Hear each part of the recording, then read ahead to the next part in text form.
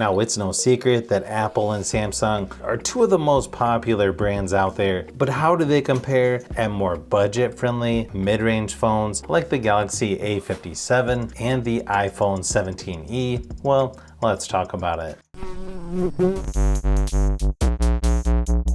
Pricing is going to be pretty similar between these two at only about $50 difference. One advantage though with the iPhone is it starts with 256 gigabytes of storage versus only 128 for the A57. You can see how much bigger the A57 is next to the 17e. Surprisingly though, only about 10 grams heavier, and it's a little bit thinner as well, except for the camera bump on the back. And that's one thing you'll definitely notice when you lay the phones down, is how much more the Samsung phone rocks back and forth compared to the iPhone. You get a larger 6.7 inch Super AMOLED display on the A57 versus a smaller 6.1 inch IPS LCD display on the iPhone 17e. You've got up to 120 Hz refresh rate on Samsung versus only 60 Hz with the iPhone. Although even though it says the display on Samsung is brighter, when you put these two next to each other and turn up the brightness all the way on both, keeping both of these on the default settings, the iPhone actually looks a little brighter, but slightly higher resolution on the iPhone at 1170 by 2532 versus 1080 by 2340 for Samsung.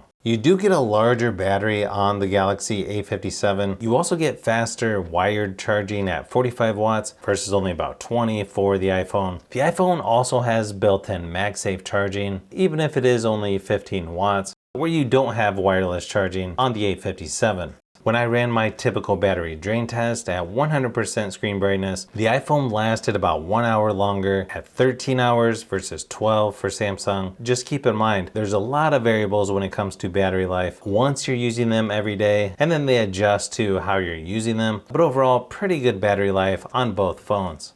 Now, software-wise, I feel like these two are getting a little closer to each other each year. You can even see once you're using the same wallpaper, they look even closer. But obviously there's some advantages with the iPhone if you already have other Apple products. I think that's why a lot of YouTubers like to use the iPhones for video, mainly because they're so easy to share files with if you have a Mac or other Apple devices. But it also sounds like Samsung is trying to make things like AirDrop available on their phones as well. So that should be interesting to see how that works and if it's going to be available on the A57. You've also got a fingerprint scanner right on the front for Samsung, where you don't have Touch ID on the iPhone, you just have Face ID, but then you also have Face Unlock on Samsung as well. Overall, I like things about both of these when it comes to the software. Of course, it's probably going to come down to personal preference. Nice thing is, they both have a lot of features packed in, and you can now customize iPhone software almost as much as Samsung, which is kind of weird to say as a long-time Android user. But the nice thing is, you've got 6 years of software updates for Samsung, and probably at least 6 or 7 for Apple, even though they don't advertise it. So you really don't have to worry about either one when it comes to how many software updates you'll get.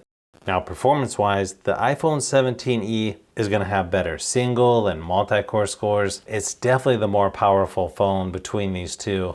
In fact, this iPhone 17e has the A19 flagship chip, which supports hardware accelerated ray tracing for high-end gaming. So it's not a huge surprise to see that it's more powerful than the A57's Exynos 1680 processor. Both phones have 8 GB of RAM though, and should be able to play most games in the Play Store. But again, if you want the phone with better performance, you'll want to go with the iPhone 17e. Now, when it comes to speakers, these two are sort of what you would expect, but Samsung does seem to be a little bit louder overall. The iPhone actually has good sound quality though. The Galaxy A57 does have Bluetooth 5.4 versus 5.3 on the iPhone, but here's a quick sample of each just to give you an idea of how they sound.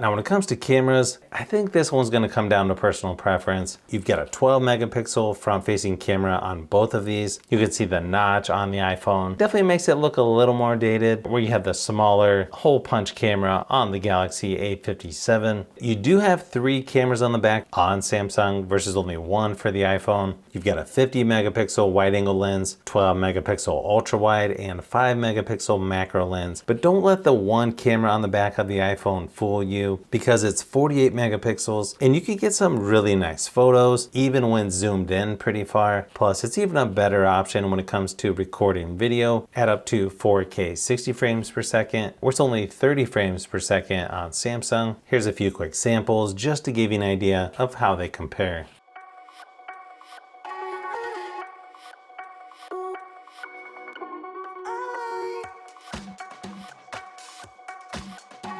I think with photo and video, again, some of this is going to be personal preference with the cameras, but both of these are pretty good options considering the price. If you take mostly landscape or really close-up photos, then Samsung may be a good choice. But if you do a lot of video stuff, I think the iPhone is going to be the clear winner here. But hopefully this gave you a closer look at these 2 new phones from Samsung and Apple. I think if you want the better, larger display, maybe more options when it comes to the cameras and faster charging, then you'd probably want to go with Samsung. But if you want the better performance, maybe a little more compact design, and you already have other Apple products like a Mac, then it's probably going to make more sense to go with the iPhone 17e.